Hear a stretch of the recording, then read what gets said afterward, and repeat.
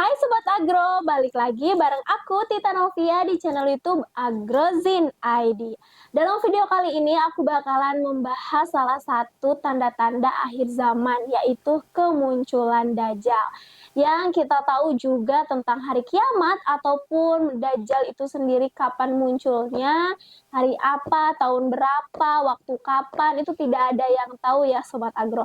Hanya saja kemunculan Dajjal ini juga ada tanda-tandanya yang sampai diceritakan ini itu awal mulanya itu dari sebuah hewan yang bernama Al-Jassasah.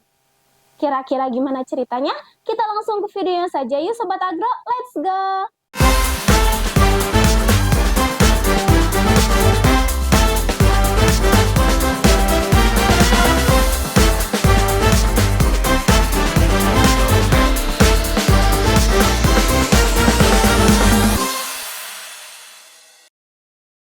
Seperti biasa sebelum masuk ke videonya aku mau disclaimer dulu nih Sobat Agro bahwa pembahasan yang akan kita bahas di video kali ini bersumber dari hadis sahih dari kitab hadis sahih Muslim nomor hadis 2942 versinya Syarh Sahih Muslim dan nomor 5235 versinya Al-Alamiyah yang sudah diterjemahkan ke bahasa Indonesia ya Sobat Agro. Jadi kalau ada kekurangan bisa kalian tambahkan juga di kolom komentar aja ya. Oke Sobat Agro, jadi apa sih tanda-tanda kemunculan Dajjal ini di muka bumi?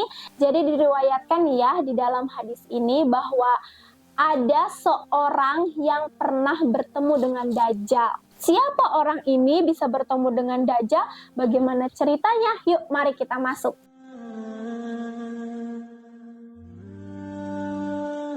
Jadi orang ini itu bernama Tamim Ad-Dari. Awalnya beliau adalah seorang Nasrani tapi sudah masuk Islam. Jadi ceritanya nih pada suatu hari Tamim ini berlayar bersama 30 orang temannya atau kabilahnya dari kabilah Lahem dan Juzam.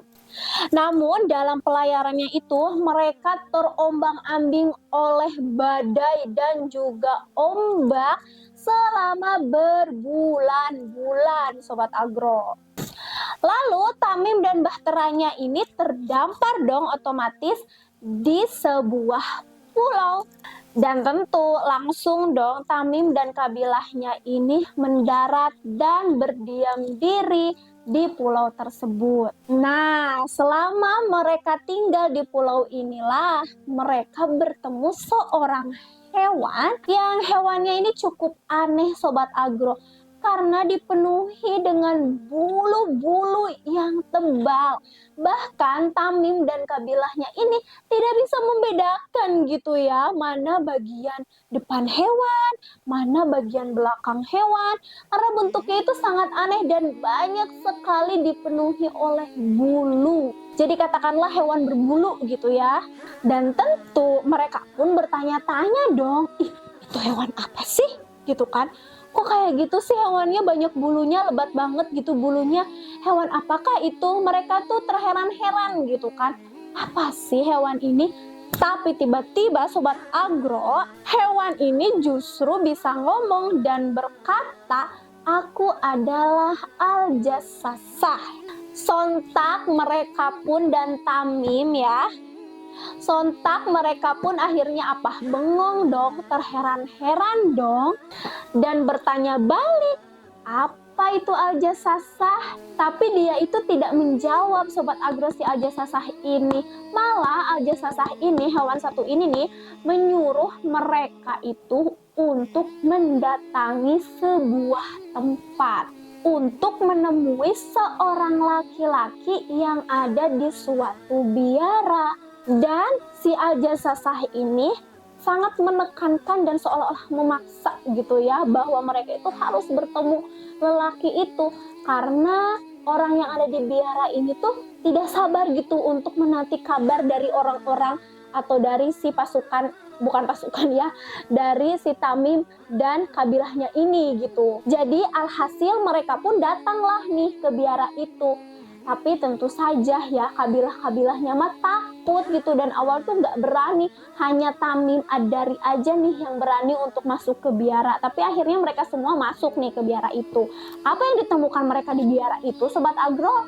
Nah, di biara itu Tamim melihat sosok laki-laki terbesar yang pernah Tamim temui selama ini. Bagaimana kondisi laki-laki tersebut? Diceritakan manusia itu dalam kondisi tangan terikat kuat dan kedua tangannya ini diikatkan di lehernya, dan di antara dua lutut dan dua mata kakinya terbelenggu sebuah besi. Alhasil, Tamim pun terheran-heran dong. Siapakah laki-laki itu? Siapakah manusia itu? Tentulah jelas kondisinya seperti itu, terikat ya kan? Tapi justru nih ya, ketika Tamim itu melihat dan terheran-heran gitu, siapa sosok laki-laki itu? Tiba-tiba manusia atau laki-laki ini berkata bahwa aku sudah tahu kalian siapa. Gitu katanya. Otomatis mereka langsung terheran-heran lagi. Karena kan ada dari ini terdampar gitu di pulau itu baru gitu. Kok dia sudah tahu duluan gitu ya tentang ada dari ini. Jadi Tamim Ad-Dari pun menjelaskan bahwa mereka berasal dari Arab, kemudian terombang-ambing di lautan dan terdampar di pulau ini. Dia menceritakan gitu ya, si Tamim ini menceritakan kepada si laki-laki besar ini. Lalu laki-laki besar itu bertanya lagi nih, pertanyaannya aneh sekali. Dia bertanya tentang pohon kurma, Sobat Agro. Apakah pohon kurma di barisan ini masih berbuah? Katanya seperti itu ya. Dia malah bertanya tentang pohon gitu. Lalu Tamim Ad-Dari pun menjawab, ya, pohon kurma itu masih berbuah, kata Tamim. Tapi setelah Tamim menjelaskan atau menjawab pertanyaan iya gitu ya, malah si laki-laki ini menjelaskan bahwa sebentar lagi pohon-pohon kurma itu tidak akan berbuah katanya. Dan kemudian laki-laki itu pun bertanya lagi tentang apa kali ini Sobat Agro bertanyanya. Pertanyaannya tentang danau di Tiberia. Lalu apakah danau di Tiberia itu masih ada airnya? Kata laki-laki itu bertanya lagi nih kepada Tamim. Dan Tamim pun menjawab, ya, danau Tiberia itu masih banyak airnya. Dan sontak laki-laki itu yang terikat itu dan tinggi besar itu ya menjawab lagi atau menjelaskan lagi bahwa danau Tiberia ini tidak akan pernah habis airnya. Jadi mau dibawa oleh siapapun, mau digunakan oleh bagaimanapun caranya, mau buat bercocok tanam kayak, mau buat dimasak kayak, atau apa kayak, danau Tiberia ini katanya tidak akan pernah habis Sobat Agro. Kemudian laki-laki itu pun bertanya lagi nih Sobat Agro, apa pertanyaannya kali ini? Tentang mata air Zagor. Kata laki-laki ini, apakah mata air Zagor masih ada airnya dan penduduknya masih bercocok tanam menggunakan air tersebut? Katanya gitu. Dan Tamim Ad-Dari pun menjawab, ya, masih ada airnya dan penduduknya pun masih melakukan bercocok tanam. Kata si Tamim ini kan. Lalu apakah itu pertanyaan terakhir Sobat Agro? Tidak ya, dan kali ini pertanyaan yang dilontarkan oleh laki-laki yang terikat dan terbelenggu oleh besinya itu bertanya perihal Nabi Muhammad Shallallahu Alaihi Wasallam. Alhasil, Al-Tamim pun menjawab pertanyaannya bahwa Nabi Muhammad Shallallahu Alaihi Wasallam telah muncul di Mekah dan saat ini berada di kota Yastrib atau Madinah. Itu katanya jawaban dari Tamim ini. Apakah berhenti sampai di situ? Tidak. Pertanyaan lain muncul tentang Nabi Muhammad nih. Dan laki-laki ini pun bertanya lagi. Lalu apakah Nabi itu diperangi oleh orang-orang Arab? Katanya gitu kan. Jelas Tamim pun menjawab kembali dengan realita yang ada bahwasannya Nabi Muhammad Shallallahu Alaihi Wasallam sudah bisa menundukkan orang-orang Arab dan semuanya menaati ajaran Nabi Muhammad Shallallahu Alaihi Wasallam. Itu kan tuh kata si Tamim, karena emang kondisinya memang seperti itu Sobat Agro. Stop sampai di situ. Laki-laki ini tidak bertanya lagi Sobat Agro. Stop sampai di situ tentang Nabi Muhammad. Stop, sudah tidak ada pertanyaan lagi. Finish ya. Dan setelah pertanyaan terakhir itu, laki-laki manusia ini yang ditemui oleh Tamim yang berbadan besar, manusia paling besar yang terikat tangannya hingga lehernya, kemudian kaki dan mata kakinya terbelenggu oleh besi, mendeklarasikan dirinya bahwa aku adalah Al-Masih Dajjal. Merinding banget gak sih? Aku merinding Sobat Agro ya.